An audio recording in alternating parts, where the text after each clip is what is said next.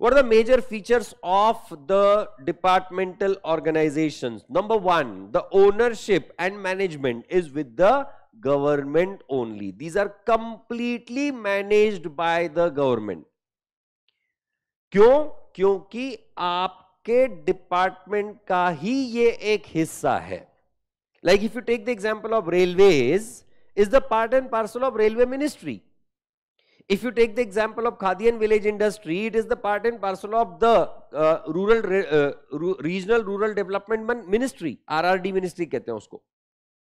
So when it is the case, then in that case the ownership and the management will completely remain with the government. Delegation of authority is there.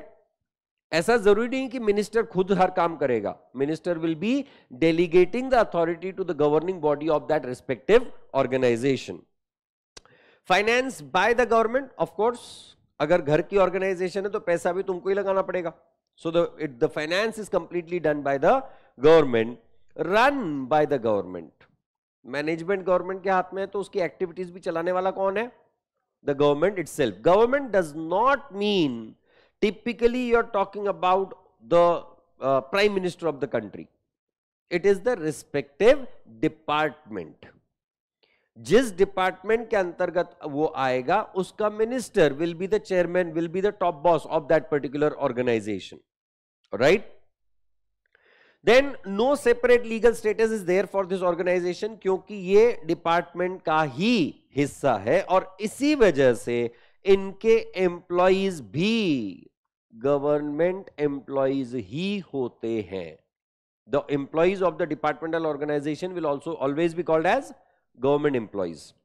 Public sector enterprises में अगर आप government company में काम करते हो, अगर आप किसी स्टैट्यूटरी कॉर्पोरेशन में काम करते हो तो आप गवर्नमेंट एम्प्लॉइज नहीं कहलाते हो.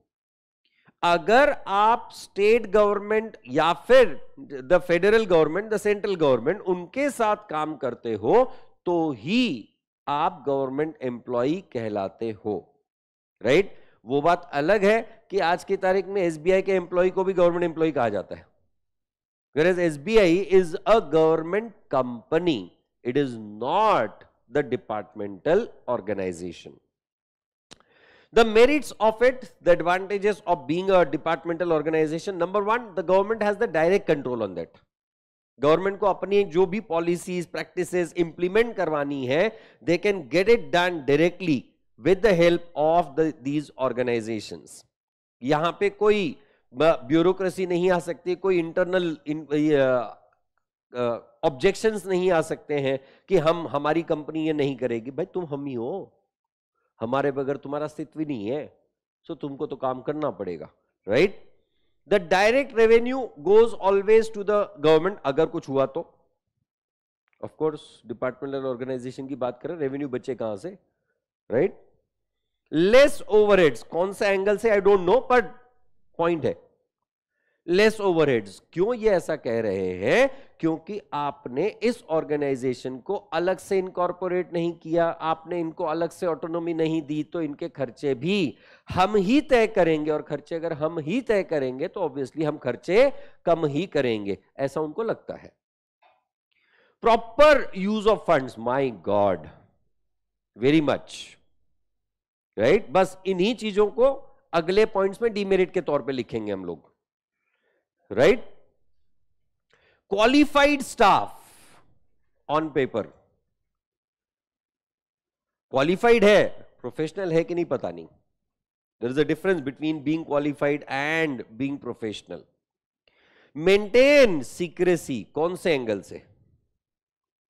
There is always a diversion. हमारे सूत्रों के अनुसार, these सूत्र are nothing but these government employees only. Well, demerits, number one, delay in action. क्यों?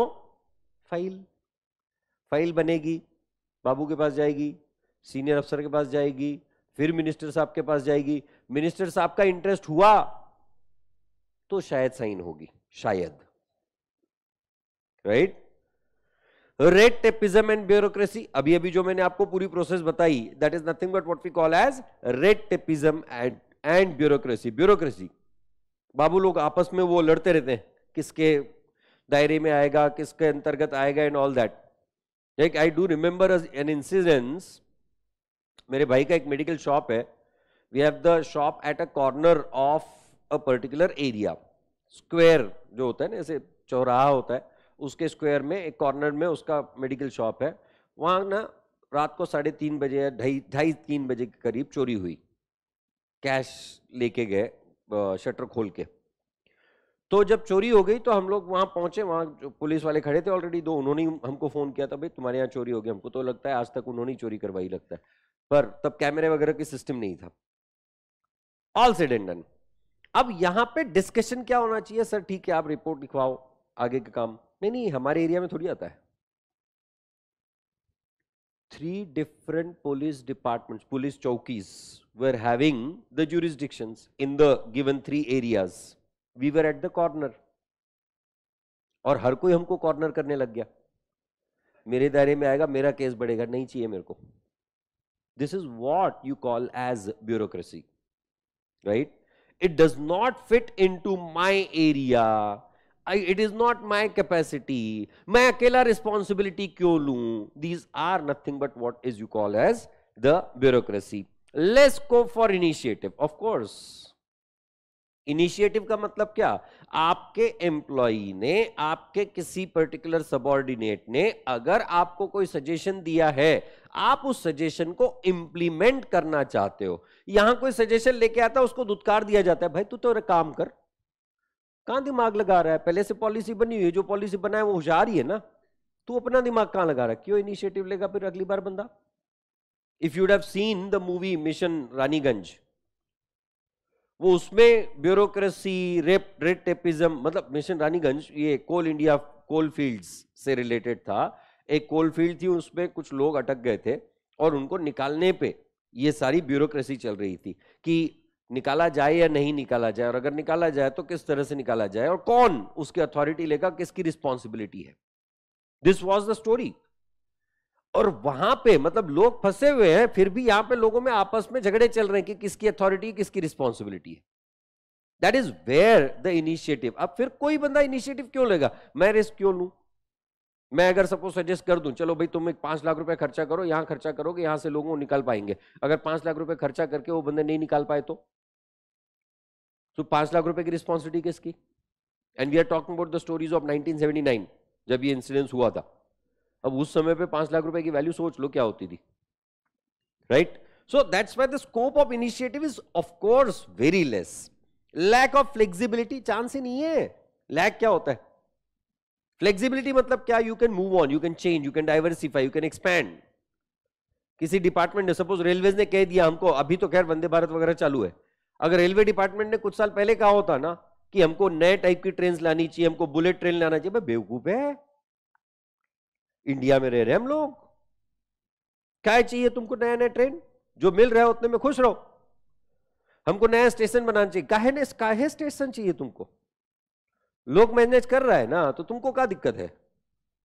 This was lack of flexibility. The expansion, the growth, the diversification was not there. The flexibility is always a problem. Delayed decision, of course, bureaucracy होगी तो decision making में दिक्कत आएगी, और decision making अगर दिक्कत होगी तो एक्शन तो अपने आप लेट हो जाएगा. एंड प्रोफेशनलिज्म नाम का तो सवाल ही नहीं होता. हमारा टाइम सुबह एंट्री करने का 8 बजे का, एंटर्ड विद द बायोमेट्रिक, डोळे वोळे दाखवून, और एक बार एंटर कर गए, उसके बाद में एक चौराहे से दूसरे चौराहे पे घूम रहे हैं पूरी ऑफिस के, सबके साथ गॉसिपिंग कर रहे हैं, मजे कर रहे हैं. फिर कोई काम लेके, अच्छा तुम्हारा काम है, कोई निकल आ जाना. This is what used to happen on a standard basis. आज भी कोई बहुत बड़ा प्रोफेशनलिज्म आ गया ऐसी बात नहीं है. हाँ, पर गवर्नमेंट ने थोड़े से अपग्रेड्स किए हैं. अगर तुम काम करोगे तो तुमको ज्यादा पैसा मिलेगा, इंसेंटिव मिलेंगे, बोनस मिलेंगे. काम नहीं करोगे तो निकाल देंगे, गवर्नमेंट जॉब में से निकाल देंगे. ये सुन के बंदे को डर लगता है, क्योंकि उसके लिए उसने ऑलरेडी खर्चा किया होता है जॉब लेने के लिए.